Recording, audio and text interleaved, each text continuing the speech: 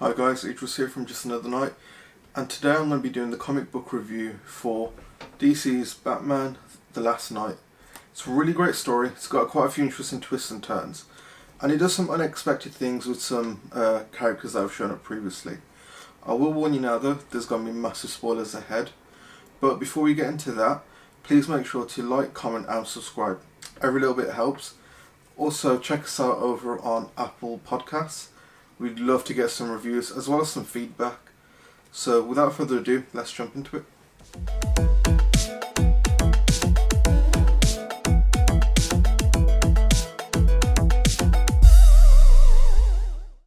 So the book is written and illustrated by Scott Snyder and Greg Capullo. It came out back in 2019, I think it was May or April, can't remember off the top of my head.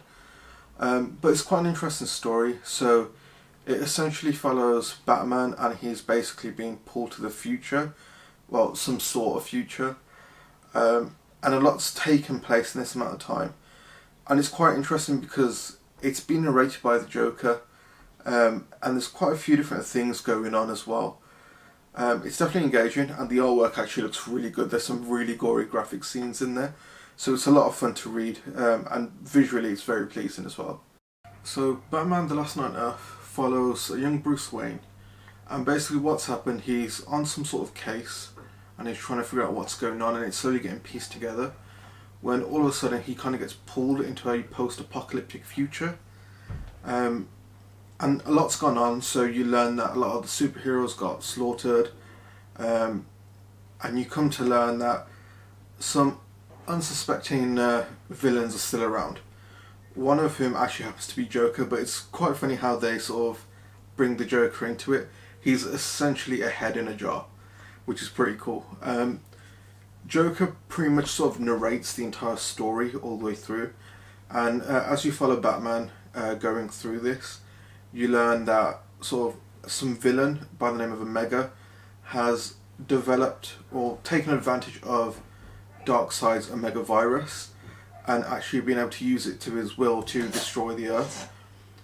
And basically, as a result, you've got a lot of superheroes that are in hiding, a lot of superheroes that were killed, and it's basically about Batman trying to figure out this puzzle and to try and help bring some sort of hope back to this future and try and help them fix things. What's great about the story is, as you progress through it, you see like new kinds of relationships forming with Batman and his previous partners. So you come across Wonder Woman, who's completely given up all hope, and her aim is to try and get everyone to safety and sort of have them retreat down to Hades' realm. But obviously Batman, being a young Batman, has said, no, we need to fight and stand up for what's right. You've got his relationship with Joker, which is actually quite funny. It takes on a bit of a different role. He's not like bad, he's not trying to sort of kill Batman or anything like that. He's actually there and he's trying to help. He has lost his memory sort of, so like bits of things are coming back to him as well, but he just seems to be like a side companion for the Batman to keep him company basically, and that's quite amusing, especially the way things go, because he's constantly talking about how the Joker wanted to be the next Robin, and obviously Batman, knowing the Joker, was like, well, that's not going to happen. You're you, I'm me, there's no way we'd ever work together. And it's quite nice how the story ends up tying off, because Joker helps significantly and does end up in a metal Robin suit, which I thought was pretty cool. So as you go through the story, like I said, it revisits some old partners, one of which happens to be Nightwing, which was pretty cool. So Nightwing's there in Gotham with the Court of Owls, well, the new sort of Court of Owls. And they're basically trying to fight off this main villain, Omega. Batman manages to rally the troops, instill a new hope, and get everyone together with a plan on how to take out Omega. But it ends up being a massive plot twist, where you find out Omega actually happens to be the Batman of their time. And what he's done is he's pulled Batman into the future in order to convert him, to show him that his perspective is right, that no matter what they do, normal civilians aren't going to like them, they're not going to want to help them, and that, the way to go forward is basically to be a dictator and to take over, to, weed people out, essentially. And that was one of the great things, because you then see a fight scene between the young Batman, who's optimistic, who wants to do good, who believes he can still change the world and make a better Gotham, against a darker, more cynical Batman who's absolutely given up hope, who's covered in scars that were given to him by not only enemies but civilians who turned on him. So it's a really great story. It's really quite compelling. It keeps you engaged all the way through because you're constantly introduced to more and more characters.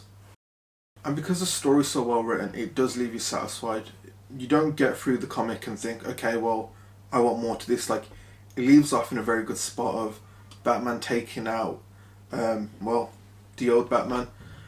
But it also answers the question of the original crime that Batman was trying to solve in his past time. You learn that someone sort of pieced together images to mark out Batman, which is quite cool. So you had this ongoing puzzle throughout the story. So despite him being in the future, he was still kind of working on, and there were still references to past Batman's, current crime that he was trying to work out. And the way they go about it is quite smart because they introduce things like, so Joe Chill's involved. They bring in Batman's parents and try to implicate Batman's dad, Thomas Wayne, as a bad guy. And with that, they try and say that Thomas Wayne was drunk during surgery one night and subsequently killed Joe Chill's son during that surgery, which is why Joe Chill then goes and kills Thomas and Martha Wayne. But again, you learn at the end that Joker had actually falsified all those documents and had been planning it all along, which again was quite interesting because the Joker of the future kind of explains that to Batman at the very end, and he says, well, you essentially see him change and you see he's no longer a threat to Batman but more of an ally, and I thought it was pretty great. So I definitely recommend this comic book. It's a great read.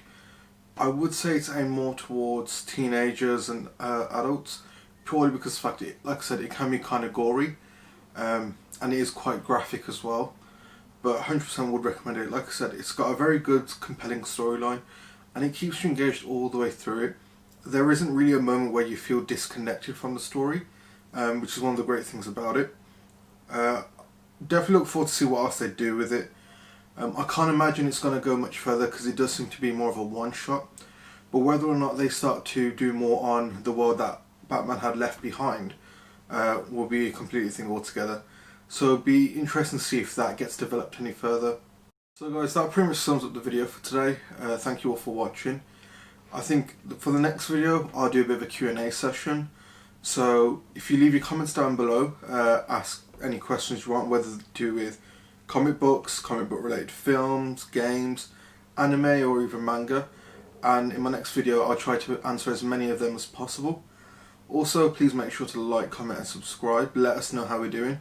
We always love feedback over at the channel. And make sure to check out our social media as well. We're on Twitter and Instagram. So yeah, go give us a thumbs up. Cheers guys, bye.